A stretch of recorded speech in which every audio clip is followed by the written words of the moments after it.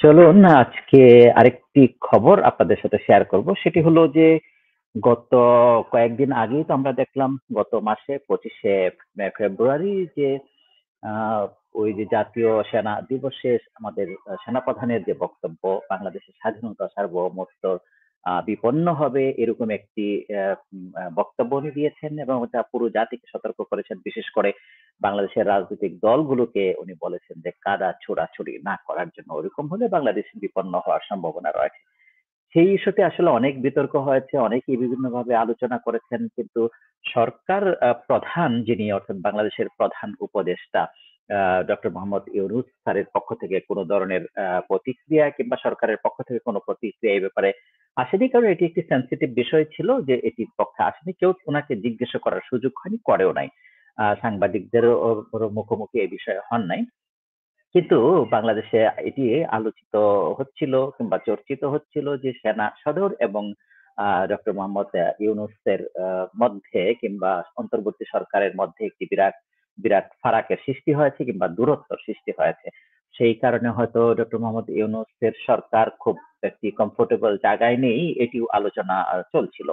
তার কারণ কি, যে ধরনের বক্তব্য সেনাপ্রধান দিয়েছেন, সেই জায়গাটায় যিনি যেভাবে কথা বলেছেন, সেটি তো একটি বিষয় ছিলই যে উনি বাংলাদেশের সার্বভৌমত্ব এবং এই স্বাধীনতার বিপন্নর কথা বলেছেন।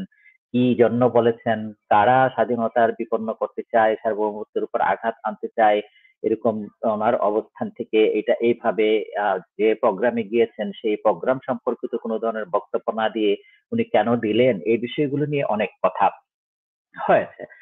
সেই কিন্তু অবশেষে এই সেনা প্রধানের এই বক্তব্যের ব্যাপারে আসলে বিবিসির যিনি একজন প্রতিনিধি, আপনারা দেখেছেন সবাই যে ডক্টর মোহাম্মদ ইউনূসের সাক্ষাৎকার নিয়েছেন গতকালকেই, এবং উনি আসলে এই বিষয়টির প্রশ্নের মুখোমুখি হয়েছেন, এবং সেই ক্ষেত্রে উনি একটি ব্যাখ্যা দিয়েছেন যে কারা আসলে বাংলাদেশের স্বাধীনতা কিংবা সার্বভৌমকে ক্ষুণ্ণ দেখতে চায়, অথবা কেন সেনাপ্রধান এটি বললেন, উনি কি এটিকে এন্ডোর্স করেন কিনা, সেই বিষয়টায় উনি আসলে তার অবস্থানটি ব্যাখ্যা করেছেন।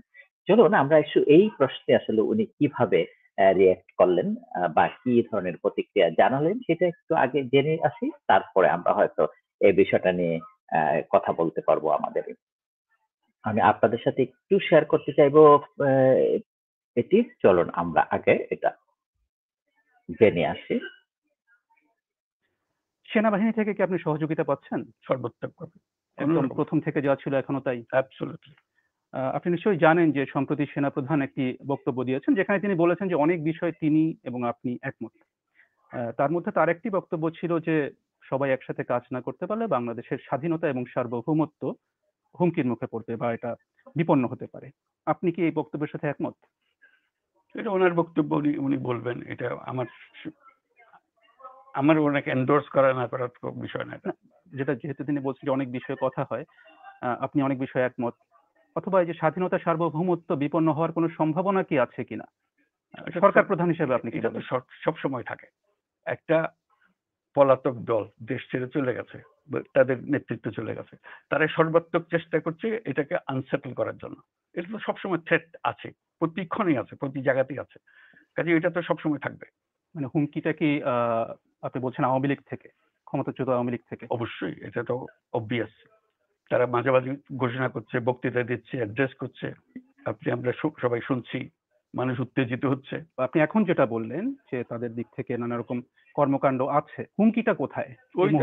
এই যে অ্যাড্রেস করছে, জাগো, কাজে নামো, ইত্যাদি ইত্যাদি অনেক আহ্বান জানাচ্ছে না, কর্মসূচি দিচ্ছে, হরতাল করো, অমুক করো।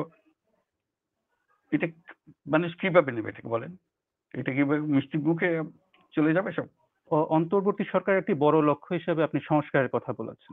আচ্ছা, এই যে বক্তব্যটা আমরা শুনলাম, আমার কাছে মনে হলো যে উনি আসলে এই ধরনের প্রশ্নের মুখোমুখি হতে চাননি, বা এই প্রশ্নটি শুনে একটু বিব্রত হয়েছেন।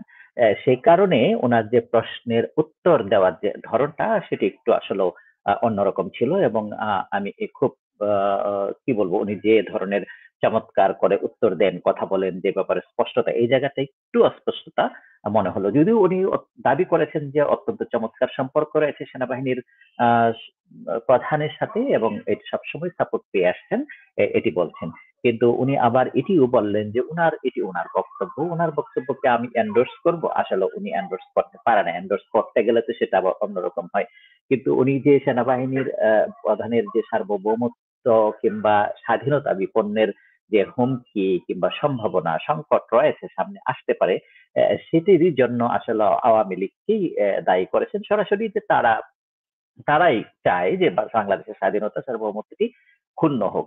এবং সেই দিক থেকে তারপরেও কিন্তু এই প্রতিবেদক প্রশ্ন করেছেন আসলে কিভাবে হুমকির মুখে আওয়ামী লীগ এর বিষয়টা, সেই জায়গায়ও কিন্তু আমরা খুব বেশি স্পষ্ট কোনো ব্যাখ্যা পাইনি। আসলে বিষয়টা হলো যে উনি আসলে কোনোভাবেই যে ভারতের এই বিষয়টিকে আনতে চাননি, কারণ আপনারা যদি পুরো সাক্ষাৎকারটি শুনে থাকেন, নিশ্চয়ই শুনেছেন, শুরুতেই কিন্তু উনি বলেছেন ভারতের সাথে তাদের সম্পর্ক ভালো রয়েছে এবং উনি দায়িত্ব নেওয়ার প্রথম সপ্তাহের মধ্যেই মোদির সাথে কথা হয়েছে।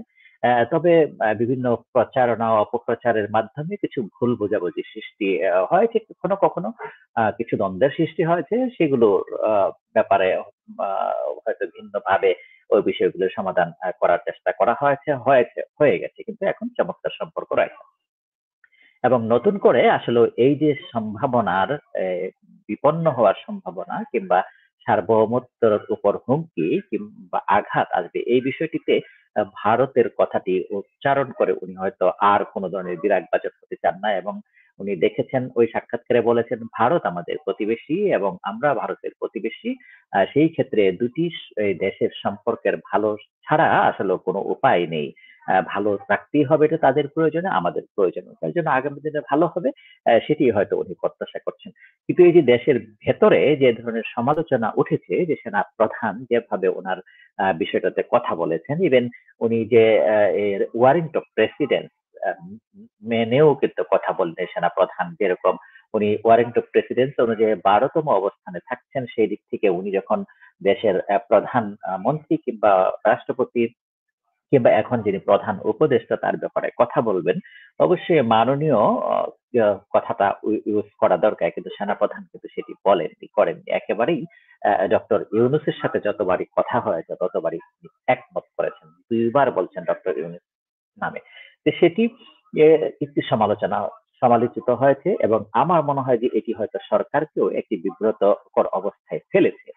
কিন্তু সরকারের অবস্থান থেকে সেটা বোঝানোর চেষ্টা করছে না, তারাও আসলে চুপচাপ থেকে এই বিষয়টাকে মানে আর ইস্যু করতে চাচ্ছে না, কারণ বাংলাদেশের যে সমস্ত সংস্কার এজেন্ডা রয়েছে, আগামী দিনে নির্বাচনের প্রশ্ন রয়েছে, সবকিছু মিলে সরকারকে ভিন্নভাবে পরিচালনা করার যদি অন্যান্য কোনো তৃতীয় পক্ষের ইচ্ছাও থাকে, সেটির মধ্যে হয়তো সরকার করতে চাচ্ছে না, যে কারণে আমাদের সেনাবাহিনীর প্রধানের পক্ষ থেকে যে অসন্তুষ্টি এসছে, এবং সাথে তো অন্য রাজনৈতিক দল, বিশেষ করে বাংলাদেশ জাতীয়তাবাদী দল বিএনপির পক্ষ থেকেও এখন ঠিক ওরকম ভাবে কথা বলা হচ্ছে, এবং সেনাপ্রধানের বক্তব্যটাকে বিএনপির পক্ষ থেকে কিন্তু সমালোচনার করা হয়নি।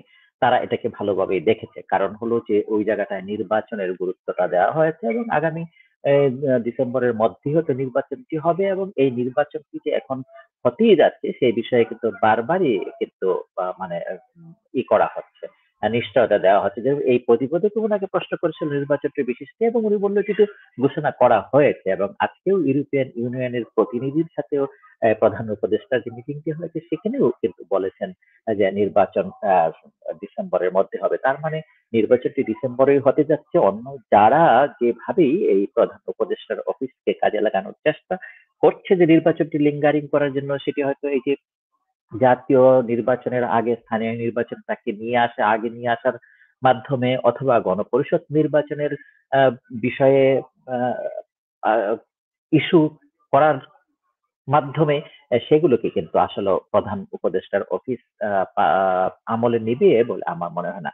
সে কারণে আমরা আসলে স্পষ্ট বক্তব্য হয়তো পাইনি, কিন্তু এটি আমরা বলতেও পারি না যে আসলে প্রধান উপদেষ্টা এবং সেনাবাহিনীর প্রধানের মধ্যে কোনো দূরত্ব আছে। এখনো পর্যন্ত দুজনের মধ্যে সম্পর্ক ভালো থেকেছে বা আছে বলেই আমরা বিশ্বাস করতে চাই, এবং বাংলাদেশের মানুষের জন্য সেই ইউনূস সরকারের যে অন্তর্বর্তী সরকারের কাজগুলোকে সাকসেসফুলি করার জন্য সেনাবাহিনীর পক্ষ থেকে যতটুকু সহযোগিতা দেওয়া দরকার সেটি অবশ্যই দিবে, সেটি বাংলাদেশের মানুষ প্রত্যাশা করবে।